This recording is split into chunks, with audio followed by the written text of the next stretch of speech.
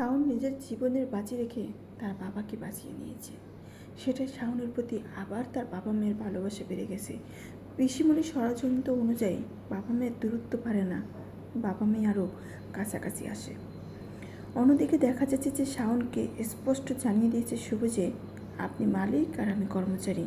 এই দেয়ালটা যেন সারা জীবন আপনার আর আমার মাঝখানে থাকে।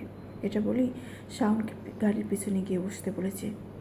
লুকিং গ্লাসে শাওনের ছবিটা পড়লো, শুভ সেটা সরিয়ে দেয়।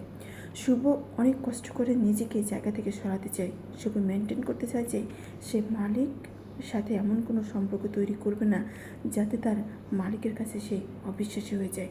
শাওনকে বলে আমারই দোষ, আপনার সাথে আমি বন্ধুত্বটা একটু বেশি করে নিয়েছি।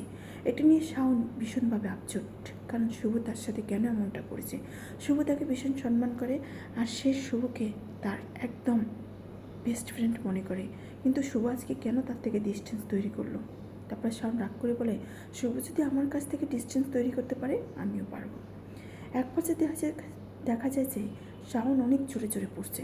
সেটার জন্য ডিস্টার্ব হয় তার পিসিমণি বলে, এতদিন পরে নেয় সেটা একটা সমস্যা, এখন পড়ছে এটা আবার সমস্যা। তোরা ইম্পর্টেন্ট কথা বলছিস, তুই আবার রাগ করিস না বীরু।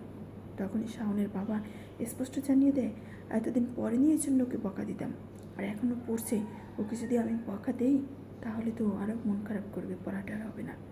এক পর্যায়ে শিক্ষামন্ত্রী গিয়ে শাওনের কাকিমাকে বলে, ও রাত জেগে পড়ার চেষ্টা করছে, ওকে তুমি একটু চা করে দিও। শাওন সেই খুশিতে কাকিমাকে বলে, আর সারা রাত আমি শুধু চা খাবো। শাওন যখন রাত জেগে পড়ছিল ঠিক সেই মুহূর্তে শাওনের চোখের সামনে একটা ছায়া চলে আসে।